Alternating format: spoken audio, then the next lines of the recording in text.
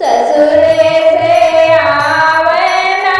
नदिया पालंग चारी बैठे पालंग चारी बैठाइयो ओ ननदी के करे बोलाए तू ही आयु पालंग चारी बैठ पालंग चारी बैठी हो ननदी के करे बोलाए तू ही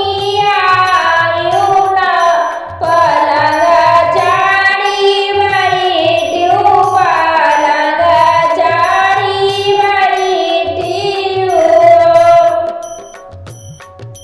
अरे अरे घर भाई तीन भौजी बिरही जीनी बोला बिरही जीनी बोलाऊ हो भौजी भैया के बोलाए से आयन पालंगी चारी बैठन पालंग